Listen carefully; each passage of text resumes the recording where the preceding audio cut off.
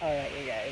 I already apologized for the non-landscape video, but my arm is burning. I really need to go get the whole. I don't want to talk about that. We are here for my next Let's Talk About UFC Champs video. And I know I said it would be Israel Adesanya, and I just keep lying to y'all. That's because I didn't realize that Amanda Nunes was fighting last week and that she would make history. So, of course, this video is about the UFC Women's Bantamweight Champion and Women's Featherweight Champion, double champ, Miss Amanda Lioness Nunes. Of course it is. Let's go ahead and get started here. Now, she was born on May 30th, 1988 in Porioca, state of Bahia, Brazil. It's a very small town there.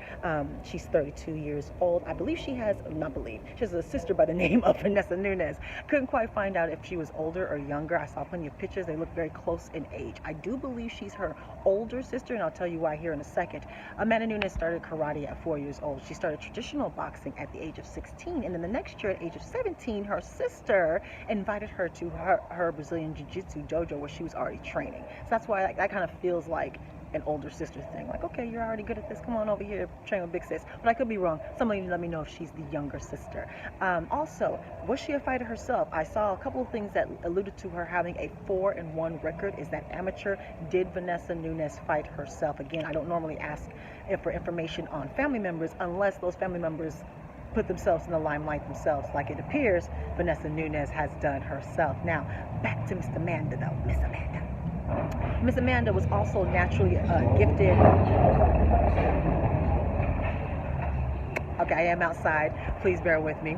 Miss Amanda Nunes was a naturally gifted athlete. She was also gifted with soccer. She was actually invited to join the Bahia's Victorian soccer team, which was basically a path right to the Brazilian national soccer team. So she could have had a whole other path. However, her mother decided not to sign the permission slip because she felt that Amanda was too young. Amanda at the time was actually happy about that because her passion was for combat sports, so she was happy her mom made that decision. So Amanda Nunes went 5-0 as an amateur there. Was it all knockouts? Where we at? I didn't see if it was all knockouts, but she did go 5-0 as an amateur in Brazil. She really couldn't get too many fights there. Her family knew that they had to urgently get her to the States to further get her career off the ground because everyone around her knew she had it. So she moved to the U.S. in 2000, when she was either 18 or 19 years old. I really couldn't find a definitive date, so it's like 18 or 19 years old. She actually moved to New Jersey. She trained then she moved to Miami and trained at the MMA Masters, and then she ended up moving to America Top Team, where she currently still is. Now, she made her pro debut in March of 2008 at Prime MMA Championships, where she did lose the first fight in the first round via an armbar. However, after that, she went 5-0, all knockouts, until she landed herself into Strikeforce in January of 2011. She debuted, when she debuted pro, she debuted at bantamweight. This whole time, bantamweight. So she made her debut in 2011 at Strikeforce. She went 1-1 and then actually injured her foot. Then in 2012, she debuted in Invicta FC, went 1-1, and she injured her arm.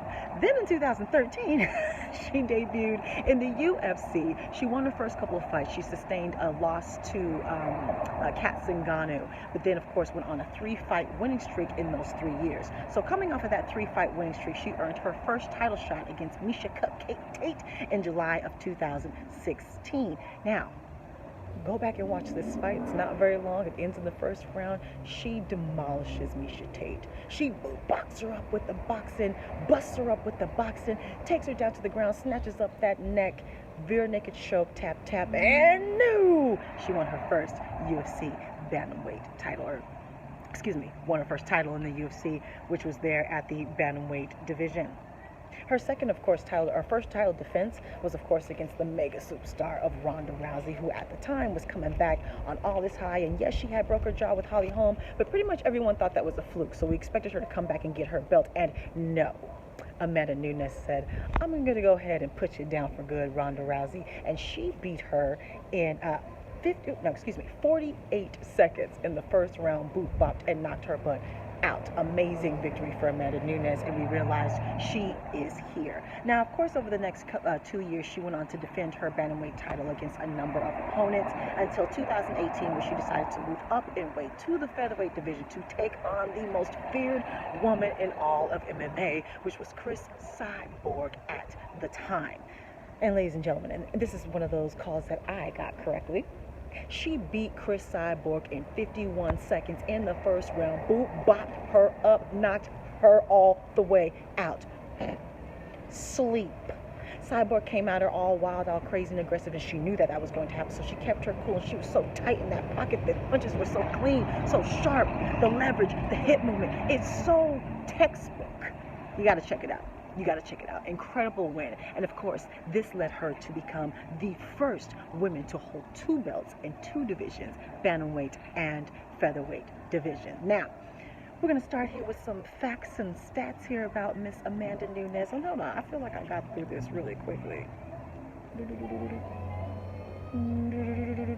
Yeah, we're good. Okay. Got through that. So excited about Miss Amanda. So now some facts and stats here about Miss Amanda Nunes.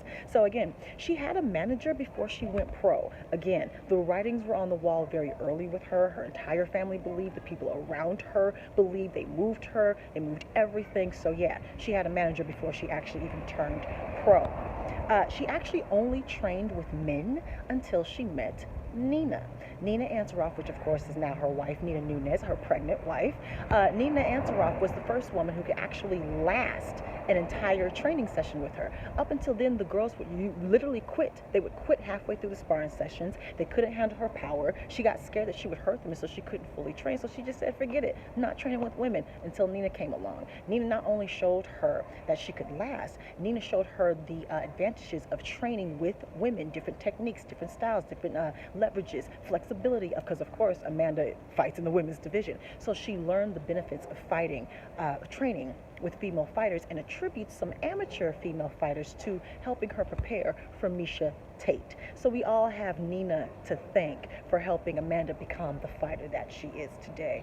Also, of course, she is the first openly gay UFC champion, and this was accidental. She did not set out to be a role model. After she got the belt, a reporter asked her, "Are you gay?" And she just answered, "Yeah." And then after that, it basically blew up. First openly gay champ, what do you have to say? What about the movement? Are you a role model? Da da da da da. And at first she was kind of reluctant, but as she said, she actually did not talk about her sexuality when she was young. She didn't feel like she could talk to her family, her sister, or the people around her. So she said she knows that there's other girls. She said she knew very young. So she said she knows that there's other young girls who feel like this, who know and can't talk to anyone, especially in Brazil, where they're actually less accepting of the LGBTQ community as we are here in the States. So that is why she decided to go ahead to accept that mantle and become that role model and lean into it.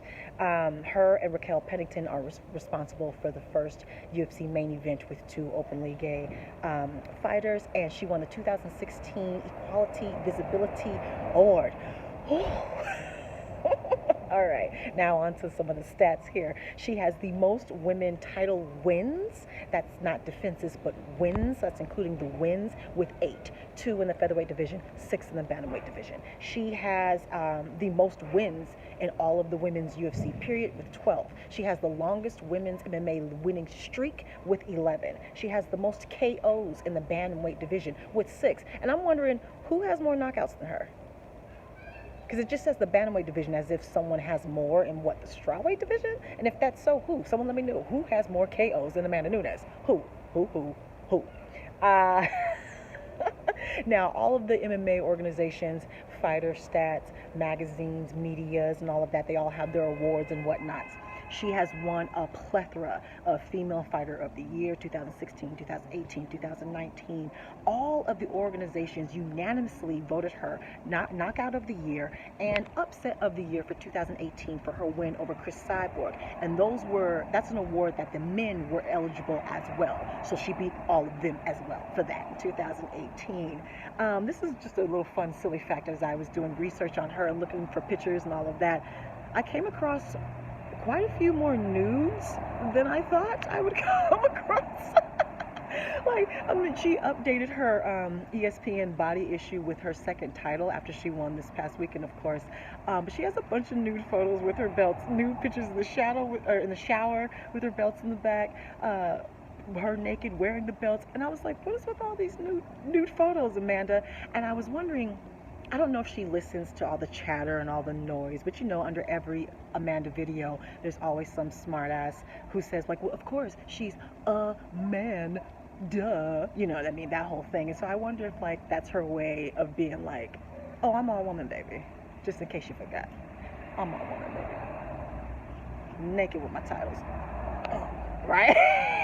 So, anyway, fun fact, like to take nude photos. Okay, and then last but of course not least, in fact the hugest, which is the record she just broke this past weekend, defending her belt against Felicia Spencer, becoming the first and only fighter, male or female, period, to hold two belts in two divisions and defend them both simultaneously, actually holding down two weight divisions at the same time. She's amazing. She's amazing.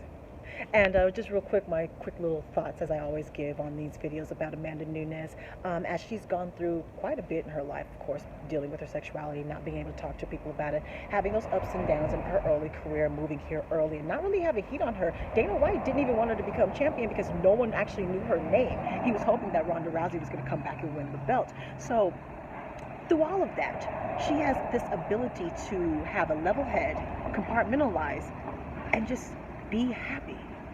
And as someone who has struggled and has had issues with getting out of my own head and out of my own way, I admire her mindset, her level-headedness, and her ability to just simply enjoy her life. And she still has that hunger as a champ. She's still improving. Like, she knows her path. She's known it since she was a little girl. And she's just killing it. And it's not a cocky happiness. It's not vanity. When she smiles, you smile. It's contagious. And I just admire that mindset. So, yeah. So there's my video, my Let's Talk About Champs of Miss Amanda, the Lioness Nunes. So please, you know what, I've actually already done my research on Israel Adesanya, so I was serious about that. The research is done. So I do believe he's next, unless that Jose Aldo Petr Yan fight is next. Someone let me know. I think he's next. Either way, let me know about the little questions I asked about the Nunes sisters and all of that, and little information. Does she have the most knockouts or not? Let me know your thoughts, any information I may not have covered, and just your thoughts and feelings on her career as a whole. Is she, should they market her differently? How should they market her now that she seems to be unbeatable? What's next for her? How high do you think she should go? She should be in the conversations of the best MMA fighters, period, male or female. How does she make you feel? Just go ahead and talk to me. Follow me on Facebook, Instagram, Snapchat. Talk to me. Take care. And goodbye.